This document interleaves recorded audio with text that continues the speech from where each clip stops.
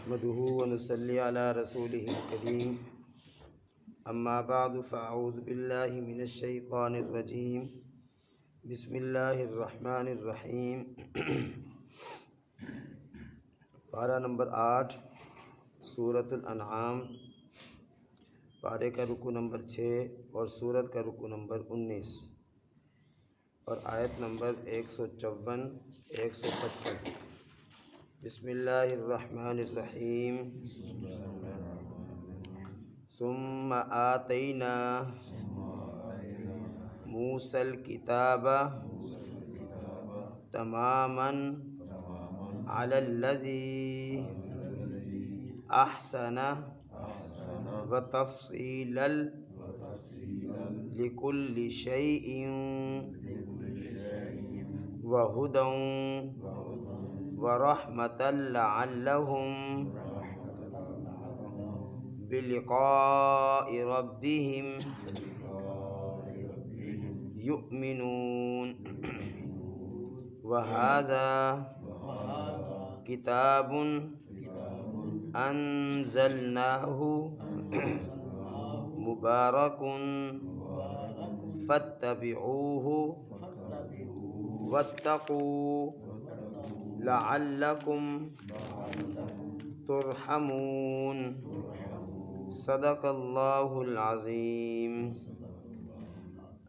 اللہ تعالیٰ ارشاد فرماتے ہیں کہ نبی کریم صلی اللہ علیہ وسلم آپ ہماری طرف سے کہہ دیں، ثم آتینا، پھر دی ہم نے موسیٰ علیہ السلام کو الکتاب، کتاب، تماماً علی الذی احسن، پورا کرنے کے لیے نعمت کو اس شخص پر جس نے اچھا کام کیا، وتفصیلا لکل شیء، اور ہر چیز کی تفصیل کے لیے، وہدن، اور ہدایت کے لیے، ورحمتاً، اور اللہ تعالیٰ کی رحمت کے لیے، لعلہم بلقاء ربہم یؤمنون، تاکہ اپنے رب کی ملاقات کے ساتھ ایمان لے آئیں، یعنی اس بات پر یقین رکھیں کہ ایک نہ ایک دن ہمارے رب سے ملاقات ہونی ہے انشاءاللہ۔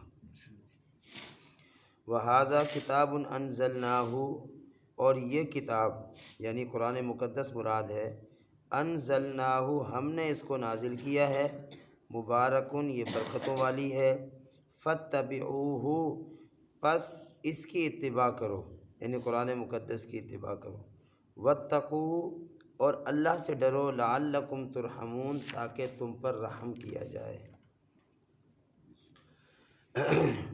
گزشتہ آیات میں اللہ رب العالمین نے 10 اصولوں کو بیان فرمایا۔ تفصیلاً ہم نے ہر اصول کو پڑھ لیا ہے۔ پہلا اصول تھا کہ اللہ کی ذات کے ساتھ کسی کو شریک نہ کیا جائے۔ دوسرا اصول تھا کہ والدین کے ساتھ حسن سلوک کیا جائے۔ تیسرا اصول تھا کہ اپنی اولاد کو بے روزگاری اور مفلسی کے خوف سے قتل نہ کیا جائے۔ چوتھا اصول تھا کہ بے حیائی کے قریب نہ جایا جائے۔ پانچواں اصول تھا کہ ناحق کسی کو قتل نہ کیا جائے۔ چھٹا اصول تھا کہ یتیم کے مال کے قریب بری نیت سے نہ جایا جائے، یعنی یتیم کے مال کو ناجائز طریقے سے استعمال نہ کیا جائے۔ ساتواں اصول تھا کہ ناپ تول میں انصاف کے ساتھ ناپ تول کو پورا کیا جائے، اس میں کمی نہ کی جائے۔ آٹھواں اصول تھا کہ جو بھی بات کرو عدل کے ساتھ کرو، انصاف کے ساتھ کرو، اگرچہ اس بات کا نقصان تمہارے اپنے رشتہ داروں کو ہو۔ اور نواں اصول تھا کہ اللہ پاک کے ساتھ جو وعدہ، جو عہد تم نے کیا ہوا ہے، اس کو پورا کرو۔ اور 10واں اصول کہ ولا تتبعوا السبل، کہ اللہ کے رستے کو چھوڑ کر دوسرے رستوں کو اختیار کر کے گمراہ نہ ہو جاؤ۔ یہ 10 اصول اللہ رب العالمین نے بیان فرمائے، اور میں نے عرض کیا تھا کہ یہ 10 اصول پورے دین کا خلاصہ ہے،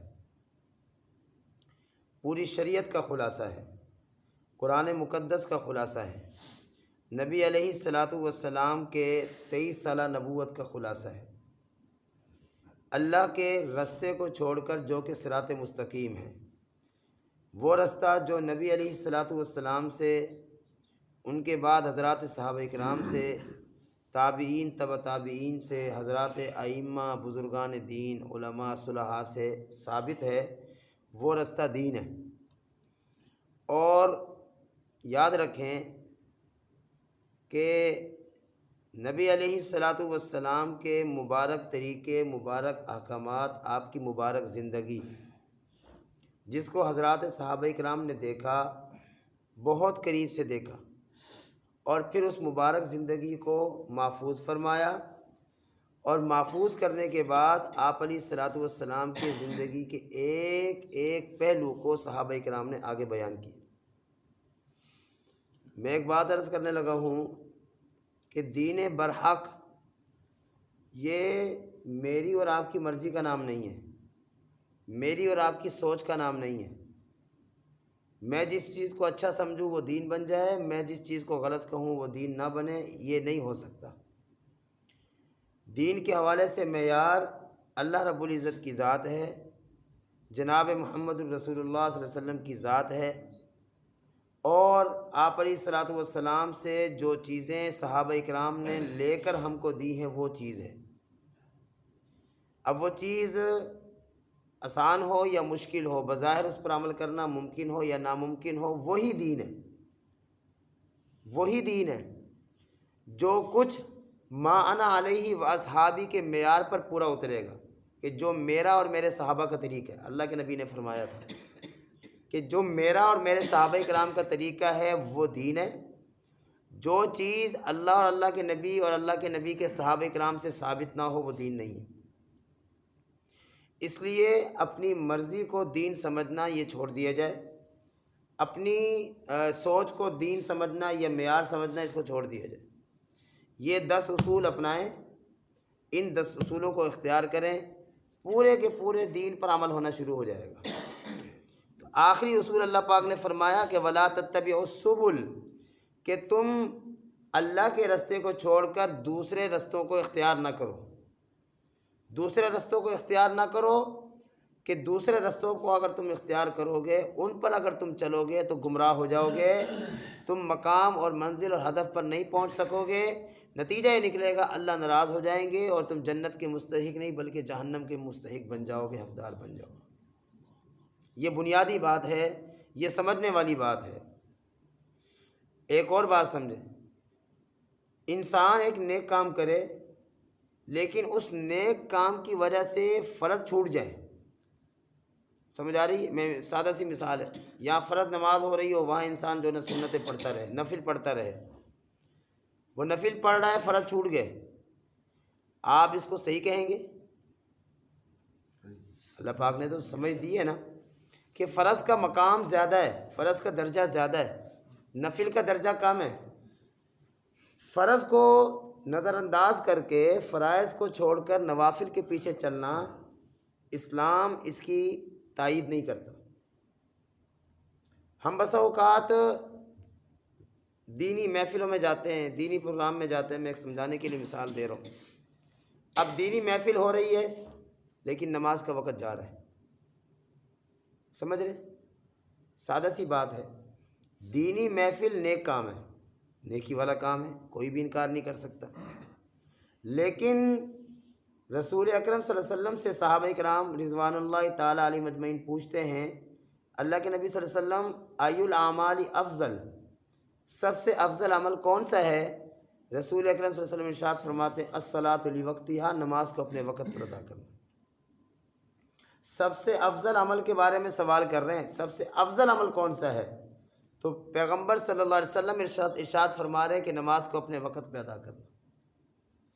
اب اگر ہم اس عمل کے علاوہ کوئی اور عمل کر رہے ہیں اور نتیجہ یہ نکل رہا ہے کہ نماز چھوٹ رہی ہے، نماز رہ رہی ہے، نماز اپنے وقت سے لیٹ ہو رہی ہے، تو یاد رکھیں اس نیک کام کی نیکی کا انکار نہیں ہے، لیکن جو کام اس سے بھی زیادہ افضل تھا اس نیک کام کی وجہ سے اس کو چھوڑ دینا، دین شریعت اس کی حمایت نہیں کرتی۔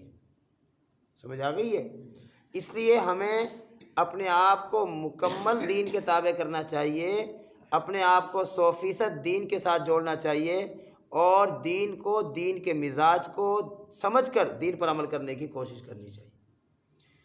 بہرحال ان 10 اصولوں کو سمجھیں اور ان 10 اصولوں میں سے ہر اصول کو اپنائیں، زندگی گزاریں تاکہ ہم کامیاب ہو جائیں۔ آگے جو آیت پاک ہے ابھی ہم نے پڑھی، اللہ فرماتے ہیں پھر ہم نے موسیٰ علیہ السلام کو کتاب دی، اور ہم سب کو پتہ ہے کہ موسیٰ علیہ السلام کو تورات اللہ پاک نے عطا فرمائی تھی۔ تورات یہ بیک وقت موسیٰ علیہ السلام پر نازل ہوئی، نمبر 1۔ اور نمبر 2، تورات قرآن پاک کی طرح جامع معنی کتاب ہے، یعنی اس کے اندر بنیادی تمام اصول موجود ہیں۔ نمبر 3، وہ مقدس کتاب تورات جو ہے شریعت کے ہر حکم کو تفصیلاً بیان کرتی ہے۔ اگرچہ اس وقت جو تورات موجود ہے وہ اصل نہیں ہے، تحریف شدہ ہے، اس میں بہت زیادہ رد و بدل ہو گئی ہے۔ اللہ فرماتے ہیں کہ ہم نے موسیٰ علیہ السلام کو کتاب دی تماماً علی الذی احسن، پورا کرنے کے لیے نعمت کو اس شخص پر جس نے اچھا کام کیا۔ مراد بعض حضرات فرماتے ہیں کہ موسیٰ علیہ السلام ہیں کہ انہوں نے اس تورات کے احکامات کو لوگوں تک پہنچانے کے لیے بڑی تکلیفیں برداشت کی ہیں، بڑی مشقتیں برداشت کی ہیں، جلا وطن ہوئے ہیں، ہاں جی، اور فرعون نے ان پر پابندی لگا دی تھی، ان کو بہت زیادہ وقت اپنے گھر سے باہر رہنا پڑا ہے، اور پھر اس کے علاوہ بھی بے شمار مسائل اور مشکلات سے ان کو گزرنا پڑا ہے، لیکن وہ ثابت قدم رہے۔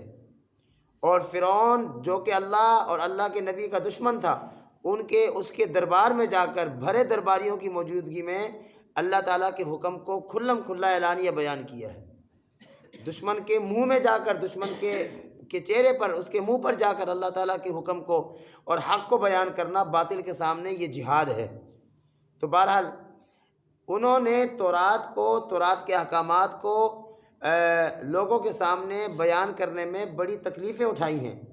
اللہ پاک نے اس کے نتیجے میں ان کے اوپر انعامات کو مکمل فرمایا، اور فرمایا وَتَفْصِيلًا لِكُلِّ شَيْءٍ، تورات کے اندر ہر مسئلے کی بنیاد موجود ہے، یعنی وہ چیز جس کی انسان کو ضرورت کسی بھی وقت پڑ سکتی ہے۔ اس دور کی بات کر رہا ہوں، اس زمانے کی بات کر رہا ہوں جس زمانے میں تورات تھی، تو تورات اس کو مکمل بیان کرتی۔ فرمایا کہ وَہُدًى، یہ تورات لوگوں کے لیے ہدایت کی کتاب ہے، راہ راست دکھاتی ہے، صراط مستقیم کی طرف رہنمائی کرتی ہے، اللہ کے رستے پہ چلنے کی دعوت دیتی ہے۔ فرمایا کہ وَرَحْمَةً، اس تورات میں اللہ کی رحمت ہے، لَعَلَّهُمْ بِلِقَاءِ رَبِّهِمْ يُؤْمِنُونَ، تاکہ تورات پر عمل کر کر لوگ اپنے رب کی ملاقات پر یقین رکھیں۔ دیکھو، ایک انسان کو پتہ ہو کہ میں اپنے فلاں دوست سے ملوں گا، اور دوست بھی بڑا گہرا ہو، تو انسان اس ملاقات کا انتظار کرتا ہے، بڑی شدت سے انتظار کرتا ہے، اور وہ انتظار کے لمحات جو کہ اگرچہ مختصر ہوں اس کو بہت لمبے لگ رہے ہوتے ہیں۔ اللہ رب العزت سے بڑھ کر دوست کون ہو سکتا ہے؟ اللہ پاک سے بڑھ کر وفادار ساتھی کون ہو سکتا ہے؟ اللہ پاک سے بڑھ کر وفادار محبوب کون ہو سکتا ہے؟ کوئی بھی نہیں ہو سکتا۔ اور ہم سب کا یقین ہے، ہم سب کا عقیدہ ہے، ہم سب کا ایمان ہے کہ ایک نہ ایک دن انشاءاللہ ثم انشاءاللہ ہم اللہ کے حضور پیش ہوں گے، ہم اپنے اللہ سے ملیں گے۔ اب دیکھو نا، جس رب سے ملاقات کی امید لگائے بیٹھے ہیں، اس رب نے کچھ اپنے حقوق بتلائے ہیں، کچھ احکامات بتلائے ہیں، زندگی گزارنے کے کچھ اصول بتلائے ہیں۔ اگر ہم ان حقوق کو، ان احکامات کو، زندگی کو ان اصولوں کے مطابق گزاریں گے تو انشاءاللہ کل ملاقات بھی ہوگی، اور وہ ملاقات شرمندگی کا باعث نہیں بنے گی۔ سمجھ رہے ہیں؟ وہ ملاقات شرمندگی کا باعث نہیں بنے گی۔ اور اگر خدا نہ خواستہ ہم نے اللہ کے احکامات کو، زندگی گزارنے کے جو اصول میرے اللہ نے بتلائے ہیں، نظر انداز کریں گے، کل جب اللہ کے حضور پیش ہوں گے تو پریشان ہوں گے، شرمندگی کا احساس ہوگا، ندامت کا احساس ہوگا۔ اس لیے آج یہ وقت ہے، اس وقت کو قیمتی بنائیں، اس وقت کو اللہ کے بتلائے ہوئے احکامات کے مطابق گزاریں، تاکہ کل قیامت والے دن جب اللہ سے ملاقات ہو تو اللہ یہ نہ کہیں کہ کیا تم تک میرے رسول نہیں آئے تھے؟ کیا ان رسولوں نے آ کر تم کو میری آیتیں پڑھ پڑھ کر نہیں سنائی تھی؟ کیا ان رسولوں نے آ کر تم کو آج کی ملاقات کے دن سے نہیں ڈرایا تھا؟ تو پھر ہم بجائے وہاں اللہ کو یہ جواب دیں کہ اللہ ہم نے نافرمانی میں زندگی گزاری، ہم نے بغاوت میں زندگی گزاری، ہمیں اس دنیا کی زندگی نے دھوکے میں ڈالے رکھا، ہم بجائے یہ جواب دیں ہم اللہ پاک کو یہ کہیں کہ اللہ بے شک رسول اکرم صلی اللہ علیہ وسلم تشریف لائے تھے، ان کی تعلیمات، ان کی ہدایات ہم تک پہنچی تھی اور انہوں نے ہمیں آج کی ملاقات کے دن سے ڈرایا تھا، اور اے اللہ ہم تیاری کر کر آپ کی خدمت میں حاضر ہوئے۔ سمجھ آ رہی ہے؟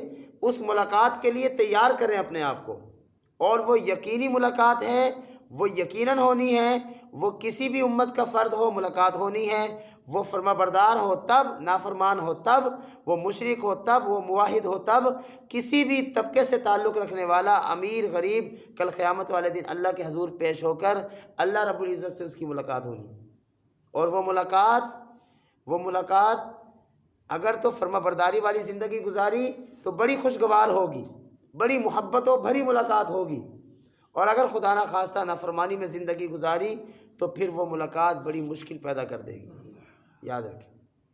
فرمایا وَهَذَا کتاب انزلنا، یہ کتاب، یہ مقدس کتاب جو ہمارے سامنے کھلی ہوئی ہے، فرماتے ہیں اللہ اس کتاب کو ہم نے نازل کی ہے۔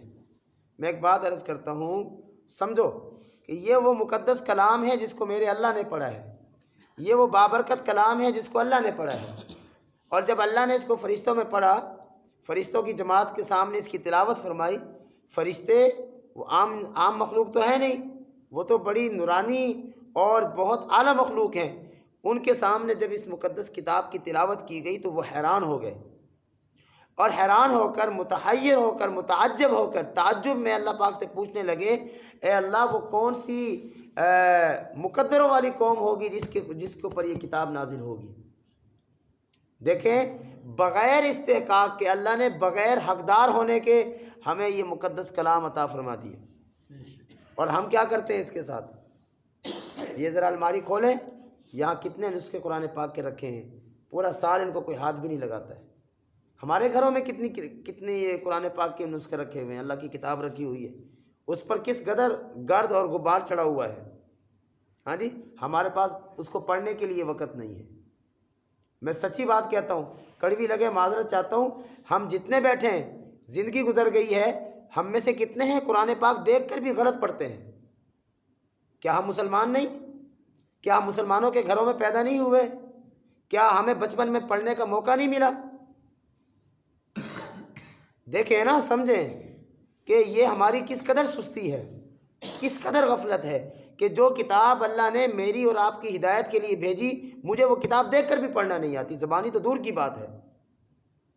ہم نمازوں میں جو قرآن پاک کا حصہ پڑھتے ہیں پتہ نہیں کیا پڑھتے، کسی کو سنائے تو اندازہ ہو۔ اب یہ ہماری سستی ہے، ہم اس کی طرف توجہ نہیں کرتے۔ کوئی کہتا ہے جی میں بوڑھا ہو گیا ہوں، کوئی کہتا ہے جی اب نہیں وقت نہیں ہے۔ بھائی وقت ہے نہیں ہے، وقت نکالو۔ بوڑھے ہو گئے تو کیا ہوا؟ محنت کرو، اس محنت کے نتیجے میں جو تکلیف اٹھاؤ گے اللہ اس تکلیف پر الگ اجر عطا فرمائے گا، اور اللہ تعالیٰ سیکھنے کے لیے آسانی پیدا فرما دے گا۔ ذرا کوشش تو کرو، محنت تو کرو، ذرا اس کے لیے کچھ ترتیب بنانے کی کوشش تو کرو، کیوں نہیں ہوگا؟ جو کتاب 6-7 سال کا 8 سال کا بچہ حفظ کر سکتا ہے، ہم تو سمجھدار ہیں، ہم کیوں نہیں پڑھ سکتے؟ لیکن ہمارا اس طرف دھیان نہیں ہے۔ فرمایا مبارکن، یہ کتاب ہر حوالے سے باعث برکت ہے، پڑھیں تب، سمجھیں تب، نہ سمجھ میں آتی ہو، نہ پڑھنا آتا ہو، صرف دیکھیں تب بھی باعث برکت ہے۔ اس کتاب کو دیکھنا بھی باعث برکت ہے، اس کتاب کی زیارت کرنا بھی جو ہے نا باعث برکت ہے۔ اس کتاب کو دیکھنا برکت سے خالی نہیں ہے، پڑھنا اور سمجھنا تو بہت دور کی بات ہے۔ اگر ہمیں نہیں آتا ہم اس کو صرف دیکھا کریں، ہم اس نظر سے دیکھیں کہ یہ میرے اللہ کا کلام ہے، یہ میرے اللہ تعالیٰ کی لاریب کتاب ہے، تو انشاءاللہ اس نظر سے، اس یقین سے، اس ایمان سے جب اس مقدس کتاب کو دیکھیں گے، اس دیکھنے پر بھی اجر ملے گا۔ فرمایا کہ فَاتَّبِعُوهُ، اس کی اتباع کرو۔ کون کہہ رہے ہیں؟ اللہ کہہ رہے ہیں۔ سمجھ آ رہی ہے؟ اللہ کہہ رہے ہیں اس کی اتباع کرو۔ اور ہم قرآن پاک کو کس قدر اپنے سینے سے لگاتے ہیں، قرآن پاک پر کس قدر عمل کرتے ہیں، ہم سب کو پتہ ہے۔ اس لیے اس کی اتباع کرو۔ فرمایا وَاتَّقُوا، اور اللہ سے ڈرو، لَعَلَّكُمْ تُرْحَمُونَ، شاید تم پر رحم کیا جائے، تاکہ تم پر رحم کیا جائے۔ رحم کرنے کا فارمولہ، اللہ کی رحمت کو حاصل کرنے کا ضابطہ، طریقہ، اصول سادہ سے لفظوں میں کیا ہے، اس قرآن مقدس پر عمل کرنا شروع کر دیں۔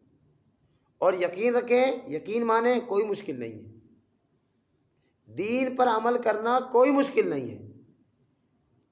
کچھ بنیادی چیزیں ہیں، ان پر بندہ عمل کرنا شروع کر دے تو دین سے آہستہ آہستہ ایسا لگاؤ پیدا ہو جاتا ہے نا، ایسی محبت پیدا ہو جاتی ہے کہ ایک آدمی کی روٹین ہو نا 4 بجے اٹھنے کی، وہ 2 4 6 مہینے اٹھتا رہے الارم کے لگانے کے ذریعے، اس کے بعد وہ الارم نہ بھی لگائے نا تو ایسی ترتیب بن جاتی ہے کہ بندے کی خود ہی آنکھ کھل جاتی ہے۔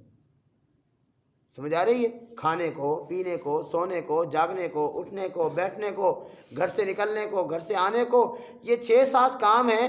ذرا آپ تھوڑا سا اہتمام فرمائیں، ان کاموں کو ذرا دین کے مطابق کرنا شروع کر دیں۔ یہ وہ چیزیں ہیں جو روزمرہ کی ہیں۔ جب ہم ان چیزوں کو، روزمرہ کی ان چیزوں کو اپنا کر ان پر عمل کرنا شروع کر دیں گے تو پھر اللہ رب العالمین باقی چیزوں پر بھی عمل کرنے کی توفیق عطا فرما دیں گے۔ سمجھ آ رہی ہے؟ ایک دوست کے ساتھ بازار جا رہا تھا، بازار چلے گئے، وہاں سے پھر وہ پھر واپس آ گئے، بازار چلے گئے، وہاں سے پھر واپس آ گئے۔ ابھی چکوال گیا تو وہاں کی بات ہے، جہاں سے بازار شروع ہوتا ہے وہاں سے آ کر پھر واپس بازار کی طرف۔ میں نے کہا یہ کیا کیا؟ ایک بات سمجھے، کہنے لگے کہ بازار جاتے ہوئے چوتھا کلمہ پڑھنا اللہ کے نبی کی سنت ہے، میں بھول گیا تھا، میں جہاں مجھے یاد آیا میں وہاں بھی پڑھ سکتا تھا، یہ میں نے اپنے آپ کو سزا دی ہے کہ بھولا کیوں؟ سمجھ آ رہی ہے؟ بھولا کیوں بھئی، تجھے تو وہاں پڑھنا چاہیے تھا، بھولا کیوں؟ اس کے سزا کے طور پہ میں واپس آیا ہوں، اب یہاں سے بازار شروع ہو رہا ہے، دوبارہ پڑھ کر اندر جاؤں گا۔ کہنے لگے کہ اس عمل کی وجہ سے آئندہ میں بھولوں گا نہیں۔ سمجھ آ رہی ہے؟ آپ بیت الخلاء میں داخل ہو گئے، داخل ہونے کا طریقہ تھا کہ آپ الٹا پاؤں رکھتے، کسی انسان ہے بھول جاتا ہے، سیدھا پاؤں رکھ کے اندر واپس نکل آئیں، واپس نکل کے دوبارہ الٹا پاؤں رکھ کر اندر داخل ہوں۔ 2 4 دفعہ، 5 10 دفعہ جب ہم نے اس طرح اس کی مشق کی تو ہماری عادت بن جائے گی، دوبارہ ذہن میں نہیں بھی ہوگا تو الٹا پاؤں اندر جائے گا۔